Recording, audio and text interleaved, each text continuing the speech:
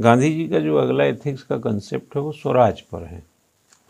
स्वराज एक प्रकार से मैंने क्या लिखा है, क्या है वो, कल क्या बताया, अब देख के बताएंगे, याद नहीं है। एक सशक्तिकरण बताया ना मैंने, क्यों, एम्पावरमेंट ऑफ पीपल या पब्लिक, ये बताया ना। पब्लिक को अगर एम्पावर्ड करना है, देखो दो शब्द चलो ले लेते हैं, एक हम ले लेते हैं स्वराज और एक ले लेते हैं सुशासन, ठीक है ना। स्वराज और सुशासन, दोनों शब्दों में अगर आप थोड़ा सा समझें तो स्वराज को अगर एक दृष्टि से बोलें तो जैसे हम कहें जनता का सशक्तिकरण, हमने इसको बोल दिया जनता का सशक्तिकरण, श वर्ड ए वाला लगाइए, ठीक है ना, श करिए, जनता का सशक्तिकरण। अगर आप इसको एक सेकंड इस नज़र से देखो, थोड़े अंग्रेजी में लिखते हैं, जैसे आपने इसको स्वराज लिखा, थोड़ा अंग्रेजी में सुशासन समझना आसान रहेगा, आपने सुशासन किया, ठीक। स्वराज और सुशासन दो शब्द हैं, ठीक। हम जब कहते हैं सशक्तिकरण या एम्पावरमेंट तो आफ्टर ऑल किसके लिए बोलते हैं, सशक्तिकरण और एम्पावरमेंट किसके पॉइंट ऑफ व्यू से, यस, जनता के, ठीक। लेकिन उस जमाने में जब स्वराज की बात हो रही थी तो जनता का सशक्तिकरण अगर माना अंग्रेजी सरकारें कर देती, अंग्रेजी सरकारें रहती और सशक्त बना देती जनता का, तो भी क्या स्वराज मानते हैं हम, क्यों। स्वराज का जो लक्षण है क्या वो केवल जनता के सशक्तिकरण में है। भाई कोई गैर आदमी आपको मजबूत करके चला जाए, धन दौलत दे के चला जाए, आपको अपने घर में रखे सारा कुछ, तो स्वराज है ये। जनता का सशक्तिकरण सुशासन में है, स्वराज में जनता का सशक्तिकरण, स्वराज को कंप्लीटली नहीं मान सकते आप, लेकिन एम्पावरमेंट जो है 1992 में जब पहली बार सुशासन आया और स्वराज की अवधारणा दादा भाई नौरोजी ने कलकत्ता के कांग्रेस अधिवेशन में प्रस्फुटित किया स्वराज 1906 में। हालांकि इतिहास के पड़ताल की जाए तो दयानंद सरस्वती मिलते हैं जो पहली बार इस शब्द का प्रयोग किया, लेकिन औपचारिक रूप से इसको 1906 से आप कलकत्ता का अधिवेशन में देख सकते हैं दादा भाई नौरोजी के द्वारा, ठीक है। अब सुशासन तो आया 1992 में, और अगर हम स्वराज और सुशासन को जनता का सशक्तिकरण कहते हैं तो इसमें कोई शक नहीं है कि दोनों में ये भाव निहित हैं, लेकिन स्वराज जो है सोवरनिटी के साथ आए, समझ गए ना। अंग्रेजों का प्रभुत्व हो तब स्वराज नहीं हो सकता, अंग्रेजों के प्रभुत्व के साथ सुशासन तो आ सकता है, लेकिन क्या स्वराज भी आ सकता है। भाई आपको पढ़ने लिखने खाने पीने ये सब सुविधा, सुशासन क्या है, पब्लिक को एम्पावर्ड कर दो, एक पब्लिक मैकेनिज्म थ्योरी है जिसके साथ जस्ट का काम करो, इकोनॉमिकल, सोशल, जुडिशियल या पॉइंट ऑफ व्यू, जैसे किसी के साथ अन्याय नहीं होने देना है, सोशली उसके साथ जस्टिस करते रहना, इकोनॉमिकली जस्टिस। वर्ल्ड बैंक अगर डिफिनीशन को सुशासन के पॉइंट ऑफ व्यू से देखेंगे तो आपको यही फ्रेमिंग मिलेगी। अब आप एक चीज़ बताइए, हम दुनिया में या अपने देश में क्या परिवर्तन करना चाहते हैं, सामाजिक आर्थिक परिवर्तन, सामाजिक आर्थिक परिवर्तन किसी भी परिवर्तन के पहले की प्रक्रिया है। अगर आप में सामाजिक आर्थिक परिवर्तन कर दें तो बाकी चीजों को तो समय के साथ आप स्वयं हासिल करने लायक हो सकते हैं। हमने अंग्रेजों से देश की आजादी चाही। हमने कभी कहा कि तुम गुलाम किए हो लेकिन यूनिवर्सिटी बना रहे हो, मुझे अच्छा लग रहा है। तुम कॉलेज बना रहे हो, अच्छा लग रहा है। वो तो जब शासन में है तो जो जरूरत है तो करेंगे कम ज्यादा।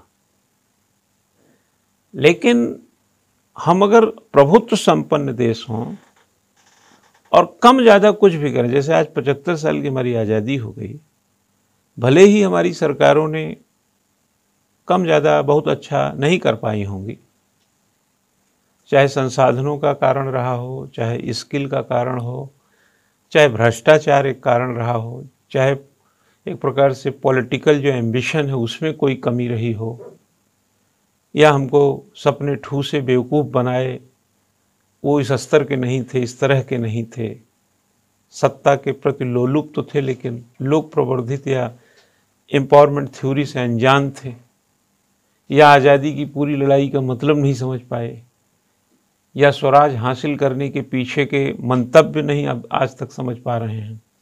जो भी कारण हो, लेकिन उस गुलाम भारत से तो बेहतर भारत है ना हमारा। बेहतर क्या, बहुत बेहतर भारत है। तो सुशासन जो है किसी भी समय हो सकता है। सुशासन अशोक के टाइम में भी रहा, कौटिल्य के टाइम में भी रहा। ये महाभारत में सुशासन ही स्थापित करने की कोशिश की जा रही थी। क्या था उसमें? जस्ट भाई युधिष्ठिर को राजा बनना चाहिए। अगर दुर्योधन को राजा आप बनाते हैं तो पहली बात तो ये फेयर नहीं है जो रूल है जब उस जमाने के, ऊपर से उसको 5 गांव आप नहीं दे रहे हैं, इतना बड़ा अनजस्टिस। तो गवर्नेंस, गुड गवर्नेंस कहाँ था वो? तो ये सब जो मायाजाल हुआ, ये सब उसी गुड गवर्नेंस को स्थापित हुआ। गुड गवर्नेंस कहीं भी हो सकता है, जैसे हमारी क्लास में भी हो सकता है, लेकिन किसी के अधीन रहते हुए स्वराज नहीं हो सकता है। किसी के अधीन रहते हुए सशक्तिकरण हो सकता है, आपको सारी सुविधाएं दी जा सकती हैं, बट स्वराज नहीं हो सकता।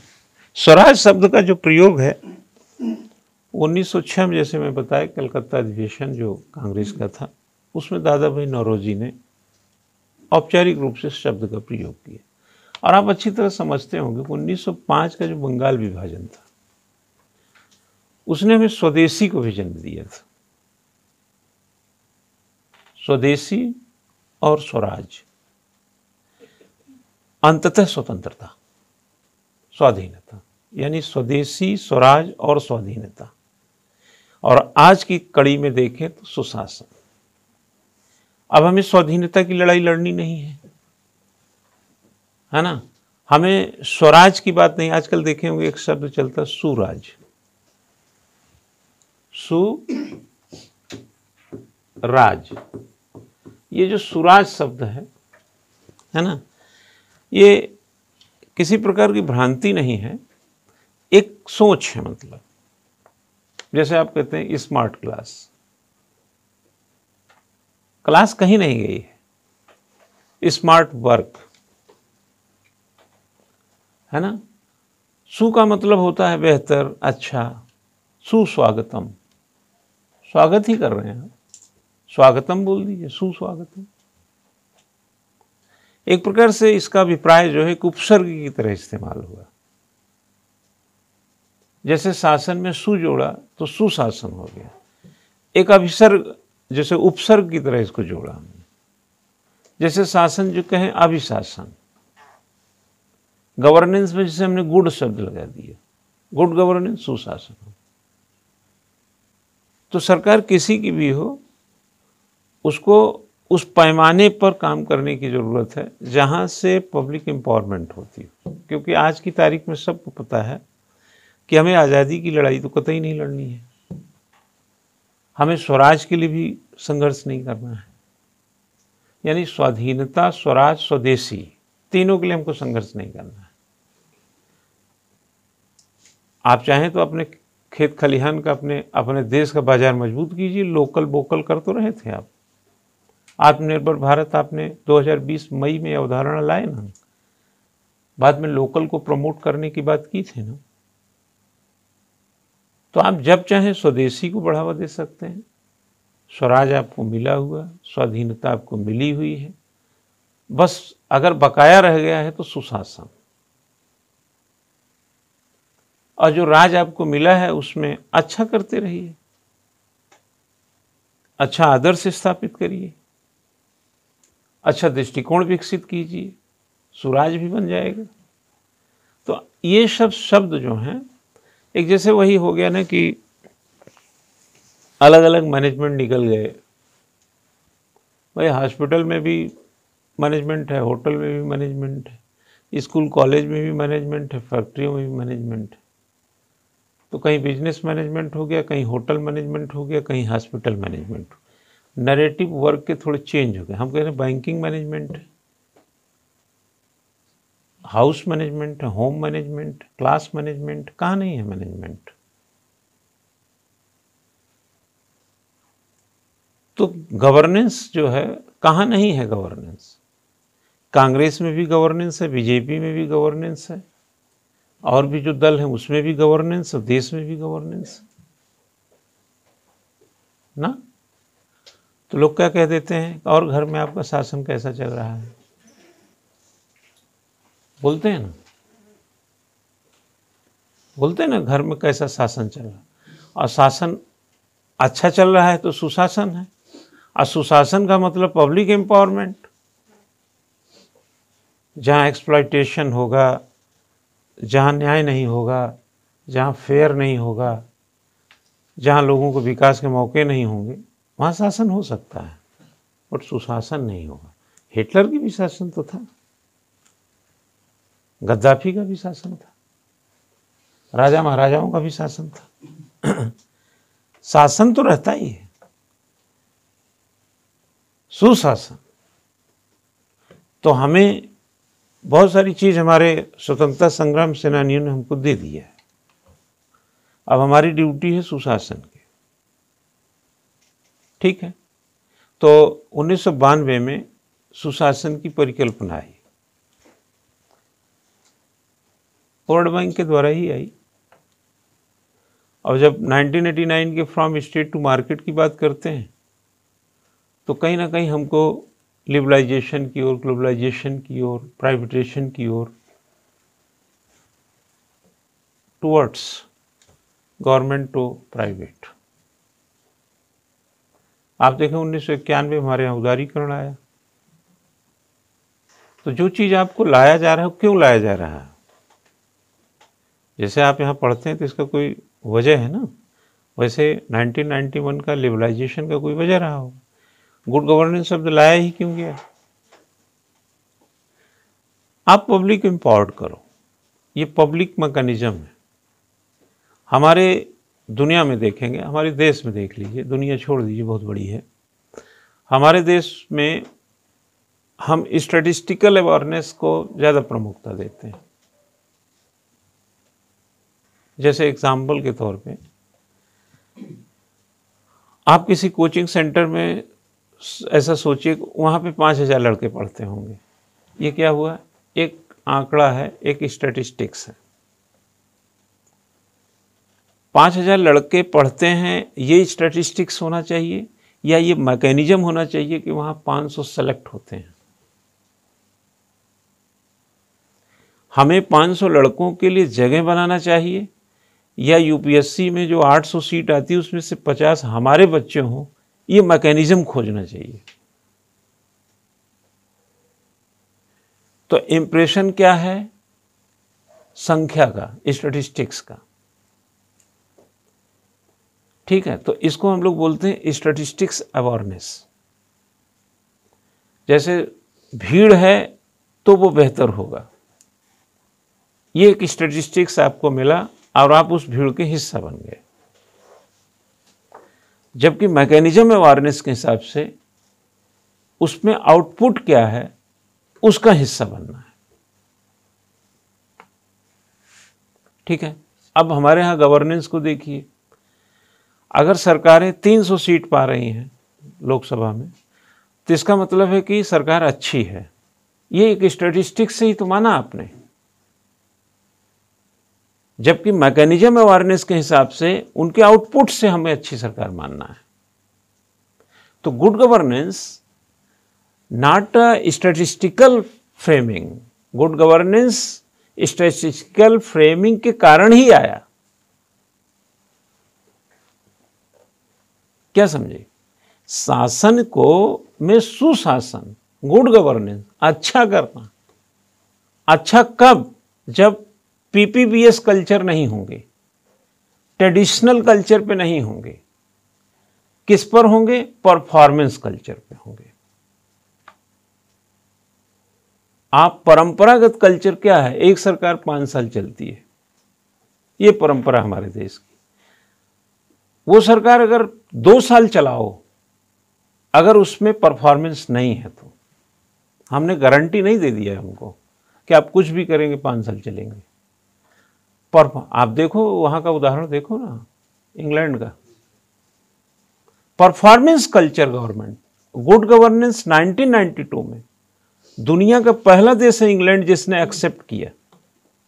और ये विश्व बैंक की परिभाषा, एक आर्थिक परिभाषा है गुड गवर्नेंस।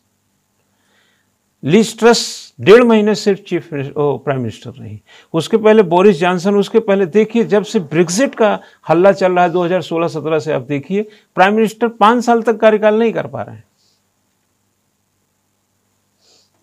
क्योंकि वो परफॉर्मेंस बेस्ड हैं। लिज ट्रस की 1-2 गलतियां पूरे प्राइम मिनिस्टर पद को खा गई,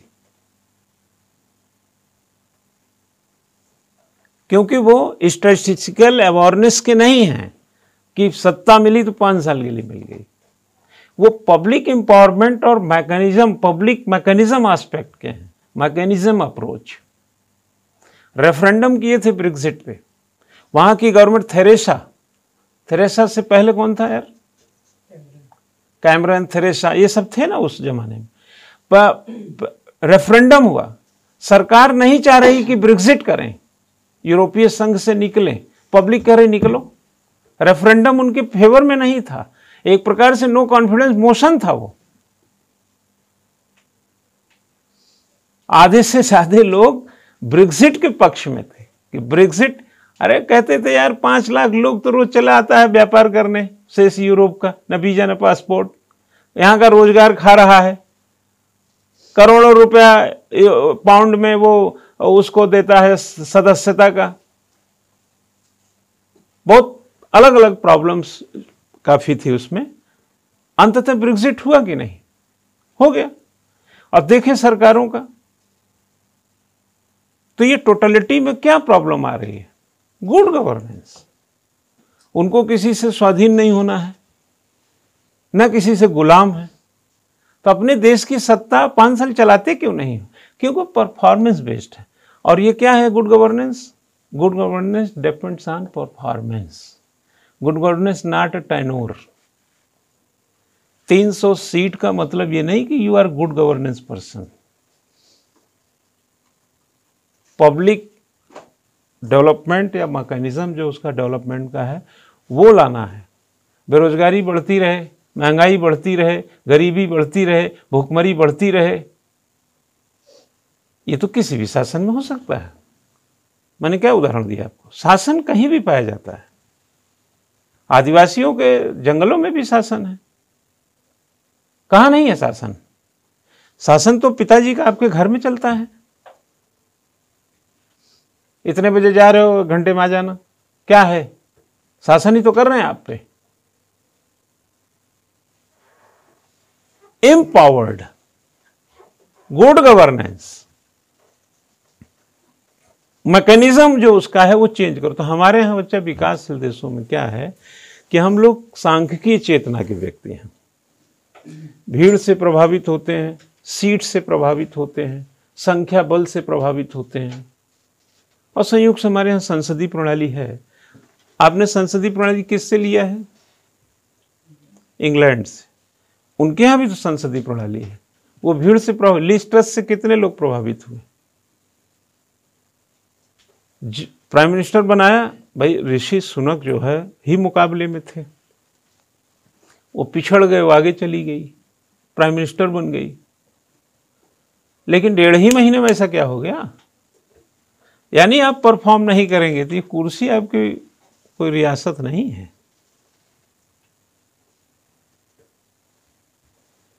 अब ये अवेयरनेस किसके पास होना चाहिए?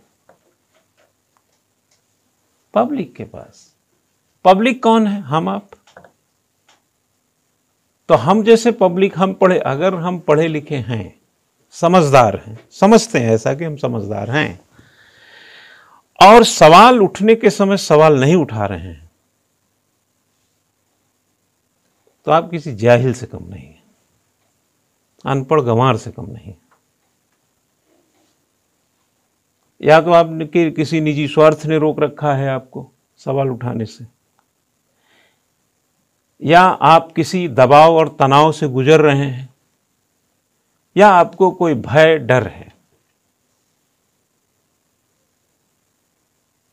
जब हमने कहा कि गांधी जी को या विवेकानंद को या बाल गंगाधर तिलक, ऐसे जो हमारे मनीषी थे, ऋषि थे, स्वतंत्रता संग्राम सेनानी थे, उनको विचार लेना होगा तो कोई वेदों की ओर चला गया, कोई कहीं चला गया ना पीछे। तो जब ऐसी स्थिति बनती है तो हम भी चल देते हैं वहां, कहां? गांधी के पास, कि बापू जब आपको जा रहे थे वहां पंजाब, जलियांवाला बाग हुआ था, तो अंग्रेजों ने रोका था, तो आपकी कैसी स्थिति थी? जो औपनिवेशिक सत्ता में डिगा नहीं, तो लोकतंत्र में हम टिके नहीं, तो हमारे जैसा नालायक व्यक्ति कहां मिलेगा देश में? वो औपनिवेशिक सत्ता में डिगे नहीं, हम लोकतंत्र में भी टिके नहीं, तो ये तो नालायकी की पराकाष्ठा हो जाएगी ना। और सवाल कब उठाओगे? जब बवाल बड़ा होता है। सवाल तब उठते हैं जब बवाल होते हैं। जयप्रकाश नारायण ने सवाल उठाया था कि नहीं? संपूर्ण क्रांति उठाया था ना आजाद भारत में। हाँ, बवाल बड़ा था तो सवाल उठेंगे ना, क्यों? और आप टुकड़े टुकड़े में जहां जो है जिस तरीके की परिस्थितियां हैं, और ये सवाल किसकी स्थापना के लिए? Public empowerment. और गुड गवर्नेंस का कंसेप्ट क्या है? जस्ट सोशल, इकोनॉमिक और भी जो फंडामेंटलिज्म एस्पेक्ट की चीजें हैं, अगर इस पे जस्ट होगा, फेयर रहेगा, तो क्या मजबूत होगा? पब्लिक। तो पब्लिक एम्पावर्ड हो जाएगी। तो 10 लोग सवाल उठाते हैं और लाख लोगों का काम करते हैं। जैसे स्वतंत्रता संग्राम सेनानियों ने बहुत लिमिटेड रहे होंगे, लेकिन आजादी पूरे भारत को मिली। सवाल उठाने वाले लाखों नहीं होते हैं, सवाल उठाने वाले कुछ लोग होते हैं। तो हम लोग हैं सांख्य की चेतना के। हमको हमेशा डेटा से समझाया जाता है, आंकड़ों से हमको समझा दिया जाता है, जबकि वास्तविकता यह है कि हमें मैकेनिज्म एस्पेक्ट का होना चाहिए। हमको विकास दिखना चाहिए। समझाओ मत, दिखाओ।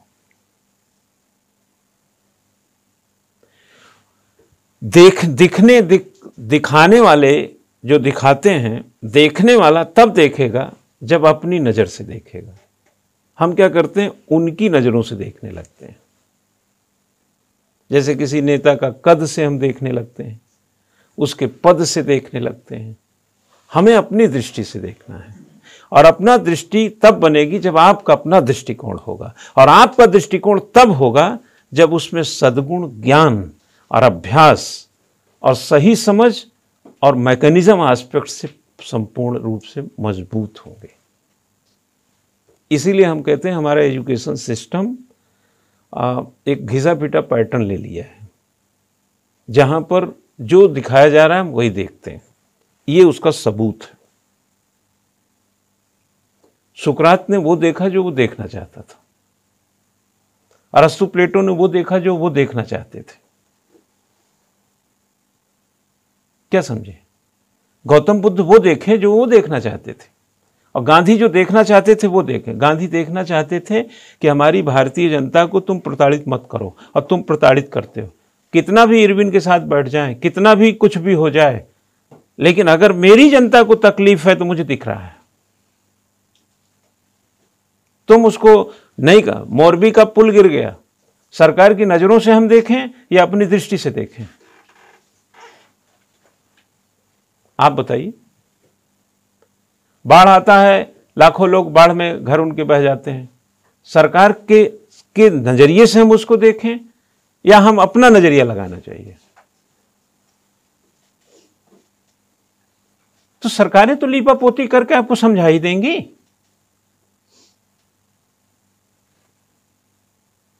अग्निवीर आया, 4 साल की नौकरी, सरकार समझा रही थी।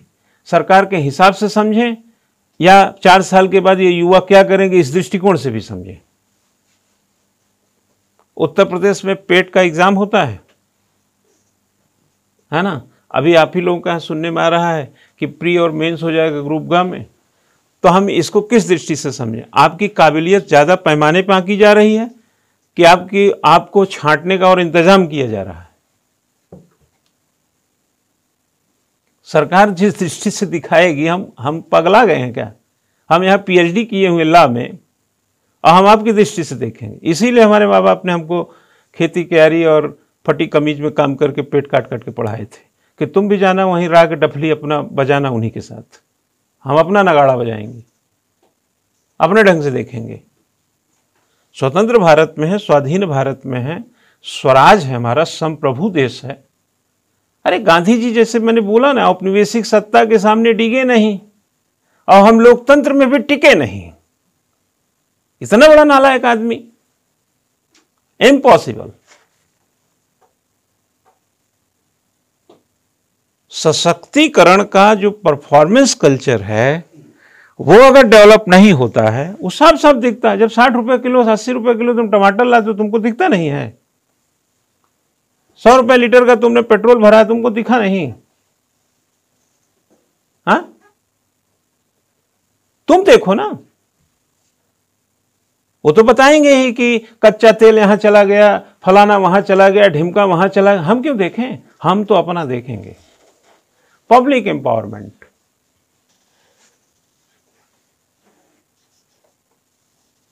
क्यों? इंक्रीमेंट जो है सेंट्रल गवर्नमेंट की सर्विसेज में 6 महीने में लगता है, और महंगाई सवेरे बढ़ जाती है। हाँ? अपने बच्चे को चॉकलेट दिलाने के बाद 20 बार जेब में हाथ डाल के निकाल लेता है, और कहानी बताएगा कि चॉकलेट से यार दांत खराब होते हैं। मतलब ये हैसियत बना के रख दी कोई। अरे खाने तो 10-20 रुपए की चॉकलेट यार।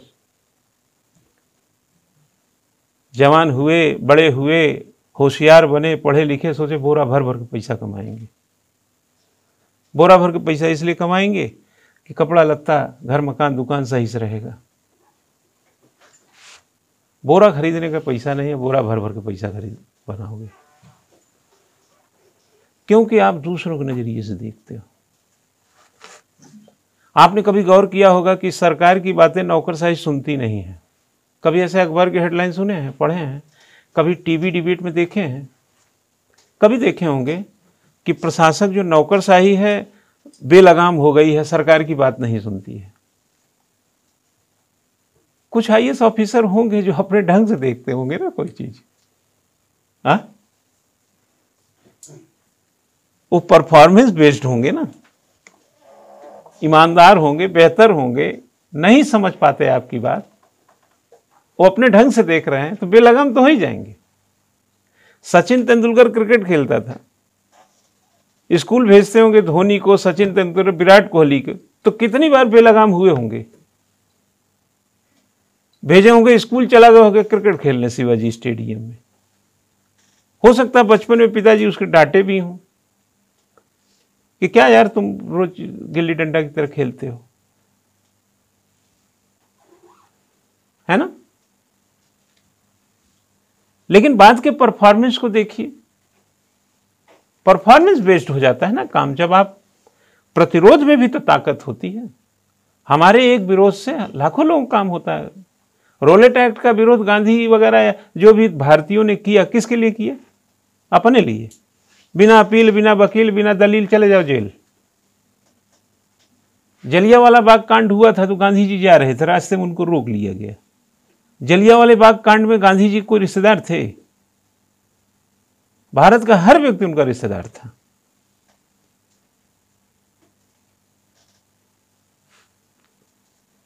तो हम लोग सांख्यिकी चेतना के हैं। हम लोग जहां भीड़ है, जहां संख्या है, अभी देखिए खुद चुनाव होता है, जब चुनाव होता है तो अगर कोई पार्टी को ज़्यादा वोट मिल गया, ज़्यादा सीट मिल गई, तो ये रिकग्नाइज सब कर देते हैं कि यार पब्लिक पागल थोड़ी है, अच्छा काम कर रहे होंगे तभी तो वोट दे रही होगी ना। ये रिकग्नाइजेशन आ जाता है कि हमारे काम को लोगों ने समर्थन दिया। हो सकता है कि कुछ लोग आपके नजरिए से ही देखते हैं उसको, इसलिए आपको वोट दे रहे हैं। क्यों? आपने ऐसा मायाजाल बुना कि आपका नजरिए से ही देखने लगे। और इसका मायाजाल विकासशील देश या अल्प विकसित देशों में बुना जा सकता है। क्यों? क्योंकि सबको जरूरत है। मैं अभी आपको बोलूं कि एक काम करते बच्चा, 9:30 बजे जब क्लास हमारी खत्म हो जाएगी तो यहां पर एक कार्यक्रम हम करेंगे। यहाँ जितने लोग बैठे हुए हैं 3 घंटा कम से कम आपको रुकना पड़ेगा, और जो बातें मैं कहूँगा उसको आप ध्यान देना, बात मानते रहना। फिर 3 घंटे के बाद एक लकी ड्रॉ निकालेंगे, ठीक। उस लकी ड्रॉ में 5 लोगों को फ्रिज मिलेगा, बढ़िया फ्रिज गोदरेज का, और 5 लोगों को फ्रिज दिया जाएगा।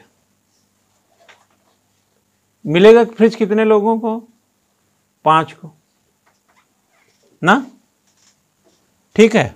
और हमने कहा कि अगर तुम लोग 50 हो तो 100 हो, 200 लोग, 200 लकी ड्रॉ रहेंगे, मतलब 200 पर्चियां रहेंगी। जितने लोग होंगे उसके दुगना पर्ची रहेगी, और उसमें से 5 निकलेगा। 3 घंटा सुनाया, बैठाया, समझाया, मुरीद कर दिया, आंखों में सपने ठूस दिए फ्रिज के। उसके बाद हमने 200 को घंघोड़ करके सब ने निकाला, किसी को फ्रिज नहीं मिला, क्योंकि हमने किसी पर्ची में फ्रिज लिखा ही नहीं था।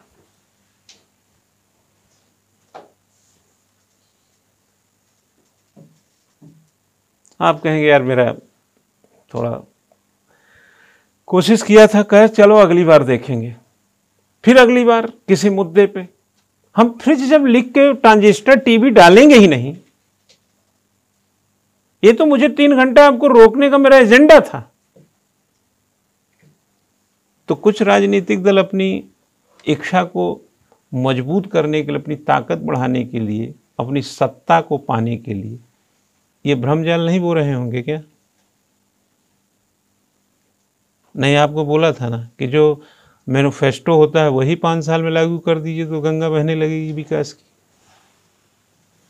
क्योंकि चुनाव से पहले जब वोट लेने जाते हैं ना, जैसे आदमी मरते समय सच बोलता है, क्योंकि उसको मालूम है कि अब झूठ बोलने का कोई फायदा नहीं, मुंह दिखाना है वहाँ। तो जनता भगवान होती है। अब जनता के सामने जाना है, बोल ही देते हैं। क्या करेंगे?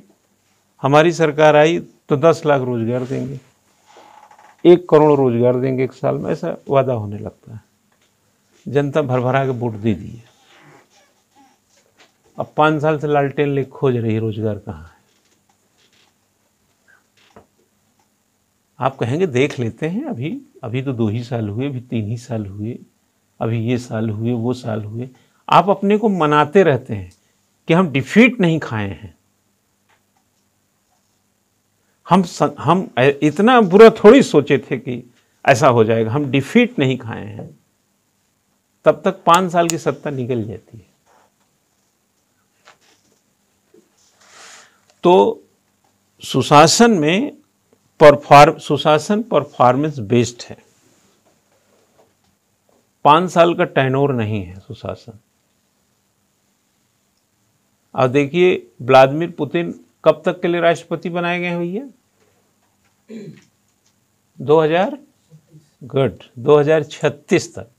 और जिनपिंगवा अरे उसको समझो जब तक रहेगा, लाइफ टाइम अचीवमेंट अवार्ड है उसका, वहां का प्रेसिडेंट का पद ना। क्या हो रहा है चीन में, क्या हो रहा है? लाइफ टाइम राष्ट्रपति बनाने से देश सुधरता है क्या, कि परफॉर्मेंस करने से सुधरता है? वह देखिए व्लादिमीर पुतिन 2036 तक के लिए राष्ट्रपति, 22 चल रहा है। रसिया कहां खड़ा है? 4 लाख युवा 18 से 27 साल तक के युवाओं को अनिवार्य रूप से आर्मी वगैरह में सर्विस का 4 लाख लोग युवा रसिया छोड़ चुका है, भाग गया। क्या समझे? लड़ाई खत्म नहीं हो रही है, वहां का संघर्ष किसी दूसरे स्तर पे जा चुका होगा। और व्लादिमीर पुतिन साहब राष्ट्रपति हैं, लोग जान बचाने के लिए लाले पड़े हुए हैं वहां। इससे उनको लग रहा है सेना में गए, लड़े, मारे जाएंगे। तो हम व्लादिमीर पुतिन के 2036 तक के राष्ट्रपति का गुमान करें कि उनके विकासात्मक और सुरक्षात्मक परफॉर्मेंस पर हम गौरव करें? जैसे हमारे यहां भी कह देते हैं कि बीजेपी 50 साल रहेगी, 50 साल रहेगी, इस पर हम नाचे गाएं कि बेरोजगारी, महंगाई जैसी समस्या खत्म हो गई, इस पर डांस करें? 50 साल क्यों, 75 साल से सत्ता चल रही है। देश कोई 2-4 साल का है? अरे देश में तो सत्ता रहेगी ही। तो सत्ता 100 साल के लिए रहे, क्या फर्क पड़ता है? 75 साल से सत्ता है ही। परफॉर्मेंस क्या हुआ? परफॉर्मेंस को ही चीर फाड़ कर देंगे और सत्ता की गिनती गिनवाएंगे तो स्टैटिस्टिकल अवेयरनेस तो है, बट जो डेवलपमेंट का मैकेनिज्म होना चाहिए वो कहां है? जैसे एग्जांपल देता हूं, नोटबंदी मैकेनिज्म नहीं था हमारे पास, वो झटके में लिया गया फैसला हो गया। अगर मैकेनिज्म होता तो नोटबंदी का पॉजिटिव असर दिखता। जैसे हम यहां से क्लास छोड़ें और सीधे हरिद्वार की ओर निकल जाएं, अब बाद में जब पहुंचे वहां लाल तप्पड़ के आगे तो पता चला कि यार आज तो छुट्टी है, आज तो मीटिंग ही नहीं हो सकती है। तब वहां से हम गाड़ी लौटाए। तब तक हम 500 रुपये का तेल बर्बाद कर चुके थे और आने जाने में 1-2 घंटे भी बर्बाद कर चुके थे। क्लास तो निपटा ही दिए थे आधे में। तो होशो हवास में रहो ना। आज छुट्टी है देखो आज छुट्टी भी, तो होशो हवास में रहिए ना। आप जितने लोग पढ़े लिखे हैं एक पढ़ा लिखा इस देश का कम से कम 1 लाख लोगों का रोज नुकसान कर रहा है, अगर सवाल की जगह सवाल नहीं उठा रहा है। अगर 1 लाख लोगों का रोज नुकसान कर रहा है, अगर आप पढ़े लिखे हैं, आपने यूनिवर्सिटी में 400 रुपया दे के फीस पढ़ लिया, बड़ी बड़ी बिल्डिंगों में 5 रुपया 4 रुपया दे के इंटर कॉलेज में 12वीं कर लिया सरकारी में, वहाँ के संसाधन का उपयोग कर लिया, और बड़े होकर के जब आपको सवाल के लायक हुए तो आप जो दिखाया जा रहा है उसी में फंस के रह गए।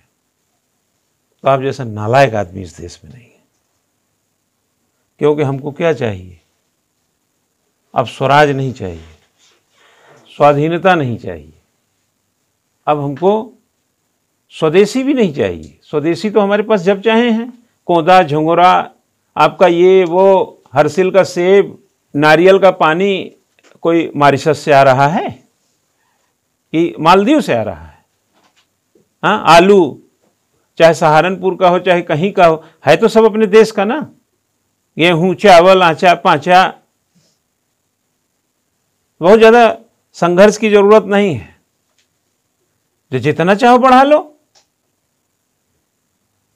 न स्वदेशी के लिए आपको परेशान होना है, न स्वराज के लिए परेशान होना है, न स्वाधीनता के लिए परेशान होना है। आपको परेशान होना है सुशासन के लिए, आपको परेशान होना परफॉर्मेंस के लिए, आपको परेशान होना है एम्पावरमेंट के लिए, आपको परेशान होना है कि सरकारें पटरी पर सरपट दौड़ें और जनता को स्टैटिस्टिकल अवेयरनेस में न दबोचें। Empowerment of public mechanism aspect में चलें और हमारा फायदा कराएं। Public choice approach, new public management, क्या समझे? पर्टिकुलर जैसे एग्जाम की कॉपियां सबकी अलग अलग चेक की जाती है, ऐसे नहीं बंडल को सब नंबर दे दिया उठा के, 1 लाख नंबर बांट दो जितनी कॉपी है इसमें, 1 लाख नंबर दे दिया, 500 की कॉपी थी, बोले डिवाइड कर दो भाई। ये नहीं, पर्टिकुलर। हम बाजार फोकस हों, कंज्यूमरिज्म बढ़ाओ, लेकिन ध्यान रखो कि हमें संविधान ने आर्टिकल 5 से 11 के बीच, संविधान के भाग 2 में, उससे पहले हम सिटीजन हैं इस देश के, नागरिक। हम रिलायंस के उपभोक्ता नहीं हैं। हम होंडा खरीद लिए तो उसकी बपौती नहीं हो गई मुझ पे। मैं सिर्फ इस देश का कंज्यूमर नहीं हूं, पहले मैं सिटीजन हूं। और लोक कल्याण, जो ड्यूटी आर्टिकल 36 से 51 के बीच में, इकोनॉमिक डेमोक्रेसी, पब्लिक वेलफेयर और सरकारों को जान लड़ाने के लिए जो सत्ता मिलती है, पानी, बिजली, सड़क, सुरक्षा, चिकित्सा, पढ़ाई लिखाई, फलाना समावेशी, जितने भी विकास होते हैं, सबकी ड्यूटी पर खरे उतरे। ये खरे तब उतरेंगे जब हमको नागरिक समझेंगे। हमको क्या समझा जा रहा? कंज्यूमर। आप वॉशिंग मशीन लाइए, कंज्यूमर। कोल्ड ड्रिंक पीजिए, कंज्यूमर। कार खरीदिए, कंज्यूमर। हम भले ही कंज्यूमरिज्म है, ये सब लाया किसने? परमिशन किसने दिया? गवर्नमेंट ने। भाई आप रिलायंस को फोन बेचने की परमिशन ही नहीं देते तो बीएसएनएल ही चलाते ना लोग। लेकिन रिलायंस आए और हमको शोषण करके चला जाए तो वो हम उसके लिए कंज्यूमर हैं, वो मेरा लाभ लेगा, बिना लाभ की चीज देगा नहीं। निजी में जान लो, निजी में बिना प्रॉफिट निजी होता नहीं, और सरकारी का मतलब बिना लॉस के सरकारी होता नहीं। सरकारें अगर प्रॉफिट ओरिएंटेड सोचने लगेंगी तो सरकार फिर किस बात की? जैसे माँ बाप होते हैं ना, बच्चों की परवरिश फायदा देख के नहीं करते हैं, वैसे ही सरकारें जो हैं अपने देश के नागरिकों के लिए फायदा देख के काम नहीं करते। जरूरत है इसलिए करो। लेकिन प्राइवेट जो लोग काम करते हैं वो फायदा पहले सोचेंगे, नहीं होगा तो करेंगे ही नहीं। और घाटा होगा, मान लो करे, घाटा होगा तो बंद कर देंगे। बहुत सारे लोग हैं सिविल एविएशन में चले, सहारा का विमान नहीं उड़ता था, विजय माल्या का नहीं उड़ता था, हाँ उड़ रहा है। या जो कंपनियां अभी काम करती हैं वो घाटे में चली जाएंगी तो उन्हें ठेका ले रखा है, विमान वहीं कोने में खड़ा कर देंगे टेम्पो की तरह, कुछ नहीं, ये भेज देंगे किसी को। वो बिना फायदे के चलेंगे नहीं। क्या बात कर रहे हो यार? जिस रूट पे पब्लिक होती ही नहीं है, क्यों? जिस रूट पे पब्लिक ही नहीं होती उस रूट पे चला वो होता है, जहाज उड़ता है, सुने हैं? कि देहरादून से सहारनपुर के बीच में एक विमान उड़ता है, 2 सवारी खड़ी तो रहती है वहां, जॉली ग्रांट, उड़ाओगे? मिनट के हिसाब से तो लीटर खर्च होता है फ्यूल में, बस पकड़ के जाओ। Performance based. आज से आप जान लीजिए कि अगर जनता का सशक्तिकरण चाहते हैं, देखो जनता का सशक्तिकरण टाइम टू टाइम अलग है भाई, स्वराज का मतलब भी जनता का सशक्तिकरण लगा लो उस युग के हिसाब से। लेकिन अंग्रेज जनता का सशक्तिकरण करेंगे कि अपनी कंपनी, अपनी ईस्ट इंडिया कंपनी से लेकर तमाम चीजों को फायदा करेंगे? ईस्ट इंडिया कंपनी आई थी, मुनाफे में थी कि नहीं थी ना? और तिनकठिया सुने हैं कि नहीं? चंपारण वाला यार, गांधी जी गए थे ना 1917 में, नील की खेती करवा रहे थे वो, नीलाहे। किसान चावल उगाना चाहता है और उसमें नियम ऐसा बना दिया कि ज्यादातर आपको इंडिगो उगाना है। तो ये स्वराज है? स्वाधीनता है? नहीं ना। तो जनता का सशक्तिकरण हुआ?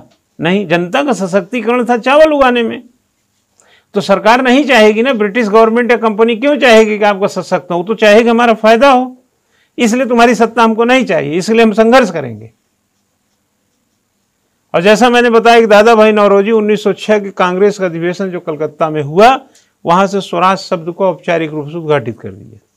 और स्वदेशी आप जानते हैं कि बंगाल विभाजन के साथ आ ही चुका था। स्वदेशी का सीधी थ्योरी, हम तुम्हारा सामान नहीं इस्तेमाल करेंगे, खत्म हो गई बात, अपना करेंगे, कोदा झुंगरा खाएंगे, तुम्हारा कुछ नहीं लेंगे। अब क्या नहीं था हमारे देश में? हाँ, क्या नहीं था बताइए फिर? तो जो वास्तविकता है वो इस तरीके से परत दर परत, चरणबद्ध चरण आगे बढ़ी है।